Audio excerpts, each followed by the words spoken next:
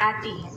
इस जग में प्राणी, पक्षी, जंतु, नदी, तालाब और झरना, चांद, तारे और सूर्य ऐसी कई चीजें बनाने वाले पर हम वार जाते हैं।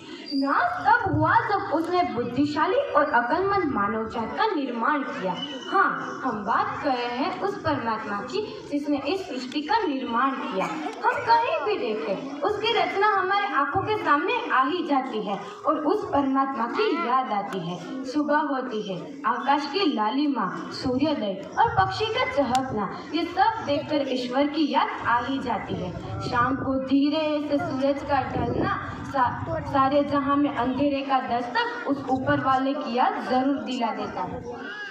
सर्दियों में उस गुलाबी ठंड में हे प्रभु तुम्हारी ठंडी से मुस्कान याद आती है और गर्मी के दिनों में शीतल वायु से तू मेरे गालों में प्यारी सी चुम्मी देता है। इतना ही नहीं, वर्षा ऋतु में बादलों की गर्जना, बिजली की चमक दमक और बारिश का पानी तेरे प्यार की धारा से महसूस कराती है। इसलिए मैं जरूर कहना चाहूंगी कि विश्व रचयिता मंगलमय तू है, विश्व रचयिता मंगलमय तू है। ब्रह्मांड की अनंत रचना में मेरे जैसा छोटा बिंदु बनाने वाला तू है। नीले आकाश को देखकर तेरे स्वरूप की गहनता, फूलों को देखकर तेरा कोमलपन, हरे भरे पेड़ों को देखकर तेरी उदारता, उछलते सागर को देखकर तेरा उत्साह मेरे दिल को भा लेता है। मानव की सृष्टि में जब वैज्ञानिक पैदा होते हैं, कोई संत पैदा होता है, कोई दानवीर या उत्तम गुरु पैदा होता है, तब याद तुम्हारी आती है और उसमें तुम्हारा स्वरूप अवश्य दिखता है।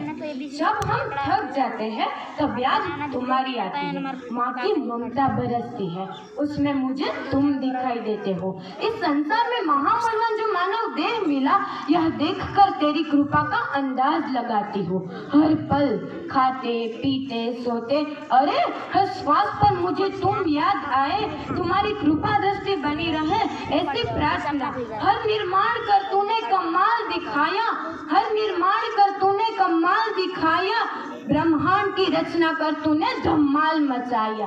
क्या खूब रची है रचना, फिर भी किसी ने तुझ पर सवाल उठाया, फिर भी किसी ने तुझ पर सवाल उठाया।